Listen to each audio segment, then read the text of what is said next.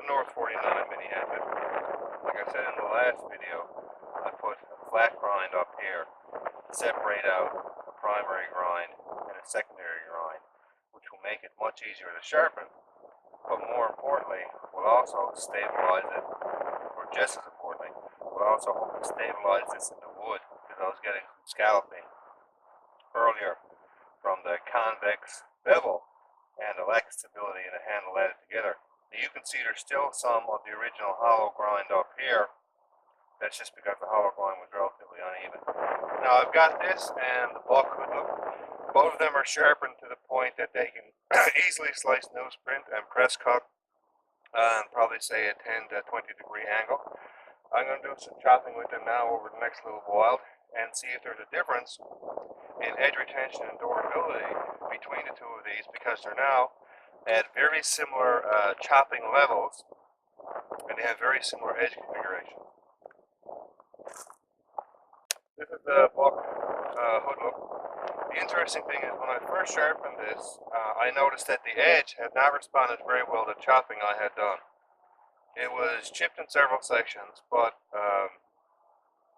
more interesting was the fact that several large sections of blade, probably about a ½ inch or so wide, had completely folded over to the opposite side and were actually micro-dented or pushed. The entire edge bevel, not the very edge, but the entire edge bevel had been pushed over to the other side. And when I sharpened that, you can actually see it on the edge if you look up close, because parts of the edge will reflect light really strongly where the stone is hitting it, and the other parts won't because they're pushed over to the other side. So that was kind of surprising considering the light work that I've done with it. But again, this was pretty much almost the factory edge, and you never have any idea what way the edges are sharpened at the factory, so really can't draw too many conclusions from that.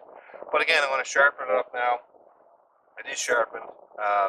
Slices newsprint, push cut newsprint on about a 10 to 20 degree angle, and I'm going to run it against the North 49 mini-hatchet and see if there's any kind of observable difference in edge durability, edge retention, and even ease of sharpening, just cutting up some scrap lumber.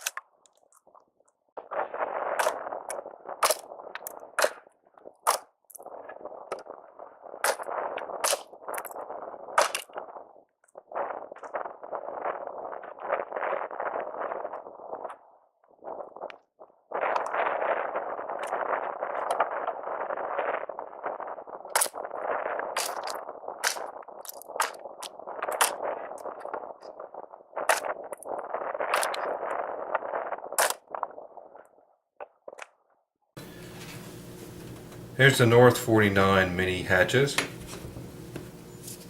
Buck Hoodlum. I've been using these doing some chopping. I got about 500 chops done with both of them into various scrap lumber. They were both sharpened before chopping to an 8,000 grit waterstone finish. Now I'm going to have a look at the edge after 500 chops and see if there's a significant difference between the two of them on some paper cutting and then on some foods. We'll start off. Now we can see some scratches, some catches in the X. That's to be expected because the lumber is a bit rough. So it does have some rocks and stuff on the surface, so you are going to see a little bit. But I mean, it can still make a nice slice through the paper, though it catches in a few little areas. And that's about what I would expect. There's no steel going to survive unscathed chopping up used lumber, especially when a lot of it's been lying on the ground. You can have a look at that in some of the pictures. Now we'll try the Hoodlum.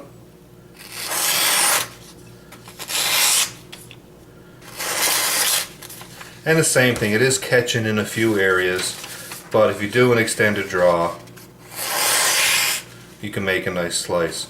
So essentially, the more of a draw you do per given length, it's easier to cut the paper. If I don't do a draw and attempt more of a push cut, it'll hang up. So there is some significant loss of sharpness. You can actually see it on the paper after about 500 chops into the lumber.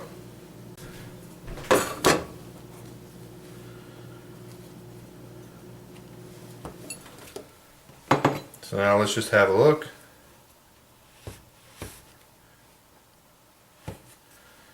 Still no real difficulty. Easily handles that. And again, I'm going to concentrate the cutting on the areas. It's a bit tricky to do here.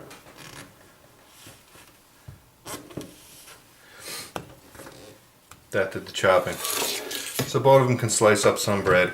Although again, if you look carefully, you can see some tearing and that kind of stuff. But it's actually more difficult with the knife because I was trying to get this area here because the rest of the blade really didn't hit anything.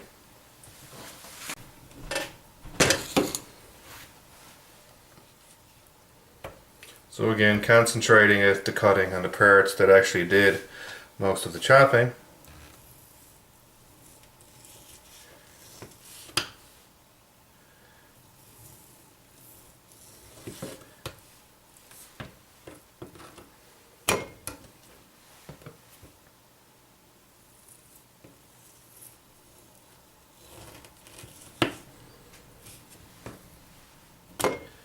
Still no problem making fairly neat slices. I'll trim the back of this a little bit.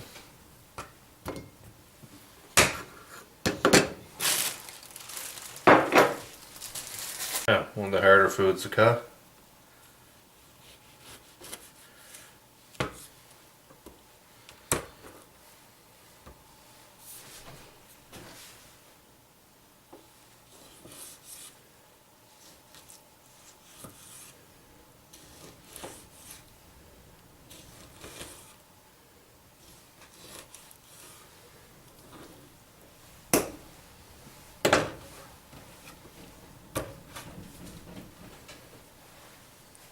Now in order to make the cut with the hoodlum, I got to get the guard off the counter, so I'll have to cut further back here.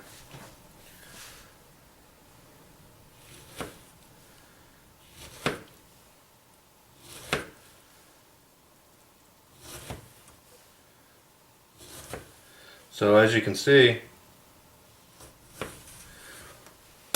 I'm a fairly ripe tomato. This tomato's a bit soft.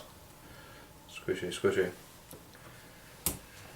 So, on sort of an over-ripened tomato, you can see a detectable loss of sharpness because you have to draw the blade a bit before it catches and bites in. So, 500 chops, used lumber, show up a couple of pictures.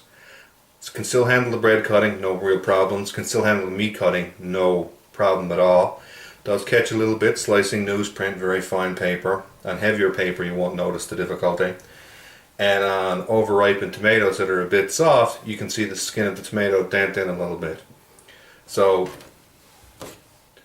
slightly affected by the 500 wood chops, but nothing that would actually stop you using the knife. And the loss of sharpness is so small that, I mean, it would be restored on an 8,000 grit home. You wouldn't even need to back off to a 3,000 to start. The interesting thing is there's not a real significant difference between this $20 hatchet and this significantly more knife. You would expect, and again, the chopping ability of these is very comparable. The power that they hit with is very comparable.